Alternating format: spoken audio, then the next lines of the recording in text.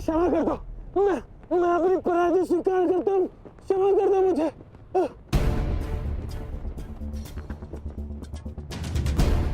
इतने भी बुरे दिन नहीं आए कि प्राणों की भीख मांग रहे एक याचक को निराश करूं। तुम महाराज के दोषी हो। तुम्हारा निर्णय वही करेंगे। क्षमा क्षमा महाराज, मैं अपनी पराजय स्वीकार करता हूँ।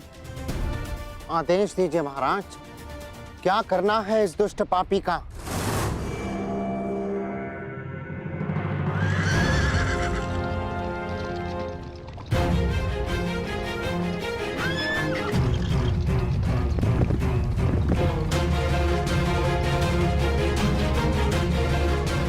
बृहन्नला, युद्ध में सारथी का महत्व महारथी से कम नहीं होता। यदि आज तुमने चतुराई से रथ नहीं चलाया तो मैं अपने पूर्ण कौशल का उपयोग नहीं कर पाऊंगा। मुझे आज महामही भीष्म, महाबली कर्ण और महान द्रोण जैसे महारथियों को परास्त करना है। और ज्ञात रहे, जिस गति से मेरे बाण चले उसी गति से ये रथ चलना चाहिए। जो आदेश युवराज, मैं प्रयास करूंगी कि आपको निराश ना करूं।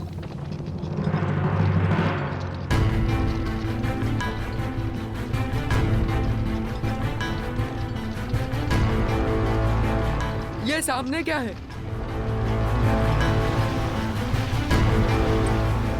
रथ की गति बढ़ाओ बृहन्नला, मुझे स्पष्ट नहीं दिख रहा है।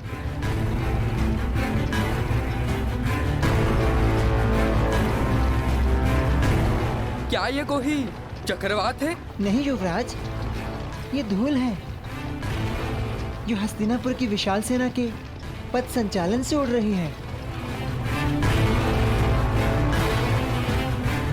क्या हस्तिनापुर की सेना इतनी विशाल?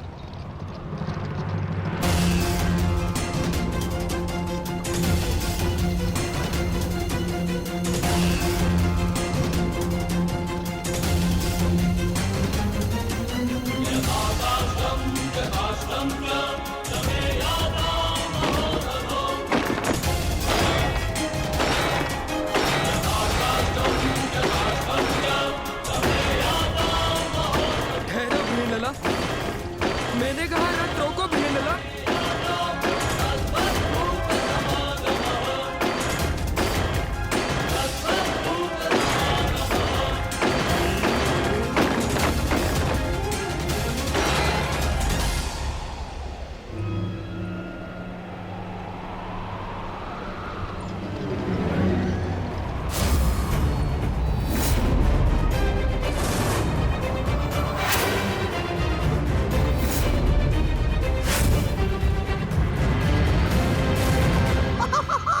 मैंने कहा था ना दुर्योधन, ये पांडव उत्तरी दिशा से ही बाहर आएंगे। वो रथ देख रहे हो?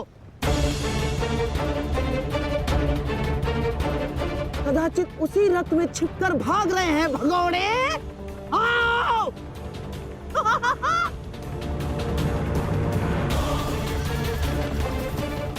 जो भी हो, ये पांडव सदा अचंभित कर ही देते हैं। हस्तिनापुर की इतनी बड़ी सेना के समक्ष केवल एक पांडव पुत्र। दुर्भाग्य, दुर्भाग्य, दुर्भाग्य केवल अब 4 पांडव वन में जाएंगे, क्योंकि एक का आज ही अंत हो जाएगा। यही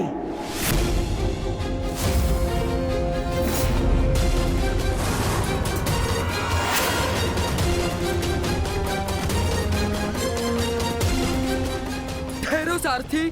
क्या हुआ युवराज? आपने रोकने के लिए कहा। हाँ, तुम्हें सुनाई नहीं देता? मैंने कहा रथ रोको।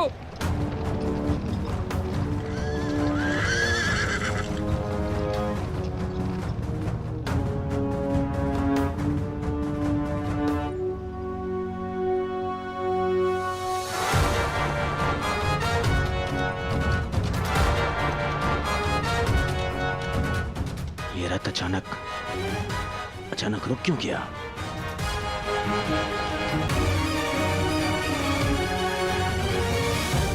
क्या हुआ युवराज? आपने रोका क्यों? शत्रु हमारी प्रतीक्षा कर रहा है। अपने बाणों का स्वाद चखने का सौभाग्य दीजिए उन्हें। तुम मूर्ख हो बृहनलला। अरे माना मैं वीर हूं, परंतु इतनी विशाल सेना से युद्ध करना तो आत्महत्या है। देखो, दाएं से बाएं तक जहां दृष्टि जाती है हस्तिनापुर की सेना फैली हुई है। देखो, वो दूर क्षितिज तक घेर लिया है उन्होंने। बृहनलला, मुझे लगता है कि हमें सेना के साथ आना चाहिए। कौन सी सेना युवराज? इस मत्स्य में यदि कोई महारथी शेष है तो वो केवल आप हैं। परंतु इतने महारथियों और इतनी विशाल सेना के समक्ष तो मैं पल भर भी नहीं ठहर पाऊंगा। नहीं, तुम रथ को पुनः महल ले चलो। नहीं युवराज, ऐसा सोचना भी अधर्म है। आप विराट नगर के युवराज हैं। भूल गए महारानी और कुमारी उत्तरा को क्या वचन दिया था आपने? इस समय प्रजा की एकमात्र आशा आप हैं। परंतु यदि आप कायरों की भांति भाग निकले तो विराट नगर पर, आपके कुल के मस्तक पर भयंकर कलंक लग जाएगा। वो देखिए, शत्रु हमारे समक्ष खड़ा ललकार रहा है हमें। क्षत्रिय धर्म निभाने का समय आ गया है युवराज। धनुष उठाइए युवराज, धनुष उठाइए।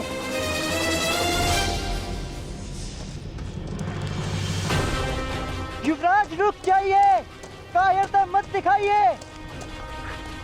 शत्रु को पीठ दिखाकर भागना एक सबसे बड़ी मूर्खता है। एक योद्धा के लिए सबसे बड़ा पाप है। पाप सह लूंगा, परंतु इस सेना के वाहन नहीं सह पाऊंगा। मुझे नहीं कहलवाना योद्धा, मुझे अपने प्राण अधिक प्रिय है।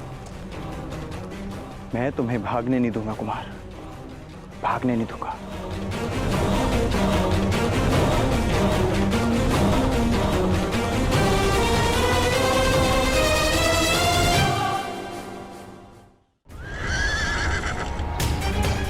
ठहरिए युवराज, मैं कहती हूँ ठहरिए।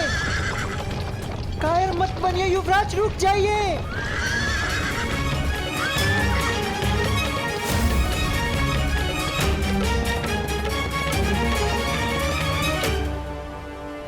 ये कैसे हो सकता है? ये तो वापस लौट रहा है।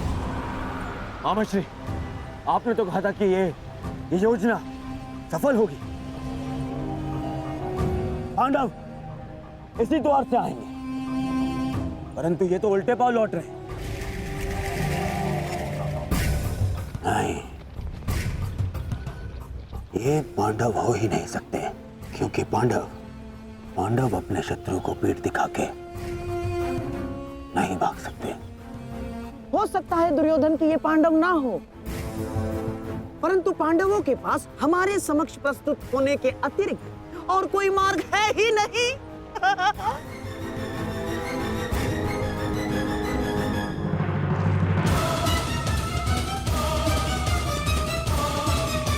आप भाग नहीं सकते कुमार। कोई और मार्ग नहीं है बृहनलला।